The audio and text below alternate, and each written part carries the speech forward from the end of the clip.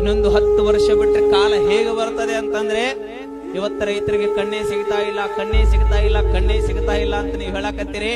ಇನ್ನೊಂದು 10 ವರ್ಷ ಹೋಗ್ಬಿಟ್ರೆ ಭಾರತದಲ್ಲಿ 1 ಎಕರೆ ಇದ್ದವ ಶ್ರೀಮಂತ ಇರ್ತಾನೆ, ಹೊರತಾಗಿ ಗೋರ್ಮೆಂಟ್ ನೌಕರಿ ಇದ್ದವರಲ್ಲ.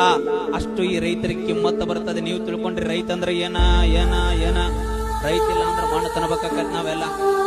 ಅವ ಈ ದೇಶದೊಳಗ, ಈ ರಾಜ್ಯದೊಳಗ, ಹಳ್ಳಿ ಒಳಗ, ತಾಲೂಕಿನೊಳಗ ನಾ ಹೇಳ್ತಾ ಇರ್ತೇನೆ, ನಿಮ್ಮ ಗ್ರಾಮದೊಳಗ ಗ್ರಾಮ ಪಂಚಾಯಿತಿ ಅಧ್ಯಕ್ಷ ಇಲ್ಲ ಅಂದ್ರೆ ಗ್ರಾಮ ನಡೀತದೆ. ನಿಮ್ಮ ತಾಲೂಕಿನೊಳಗ ಕ್ಷೇತ್ರದ ಶಾಸಕರಿಲ್ಲ ಅಂದ್ರೂ ತಾಲೂಕು ನಡೀತದೆ. ರಾಜ್ಯದೊಳಗ ಮುಖ್ಯಮಂತ್ರಿ ಇಲ್ಲದೆ ಇದ್ರೂ ಸಹಿತ ಈ ರಾಜ್ಯ ನಡೀತದೆ. ದೇಶದೊಳಗ ಪ್ರಧಾನಿ ಇಲ್ಲ ಅಂದ್ರೂ ಸಹಿತ ಈ ದೇಶ ನಡೀತದೆ. ಆದರೆ ರೈತ ಇಲ್ಲದೆ ಹೋದ್ರೆ ನಾವೆಲ್ಲ ಹೊಟ್ಟಿಗೆ ಮಣ್ಣು ತಿನ್ನಬೇಕಾಗ್ತದೆ, ಮಣ್ಣು ತಿನ್ನಬೇಕಾಗ್ತದೆ. ರೈತನಿಗೆ ಹಾಗೆ ನಿಮ್ಮ ಮಕ್ಕಳನ್ನ ಇಂಜಿನಿಯರಿಂಗು, ಡಾಕ್ಟರು, ಇನ್ನೇನೋ ಅವರನ್ನ ಪೊಲೀಸರನ್ನ ಏನೇನೋ ಮಾಡ್ತಿರಲ್ಲ, ಮಾಡ್ರಿ ನಾ ಬೇಡ ಅನ್ನೋದಲ್ಲ. ಅದಕ್ಕಿಂತ ಮುನ್ನ ಹೊರಗಡೆ ಹೋಗೋದು ತಾಸು ಕೆಲಸ ಮಾಡಿ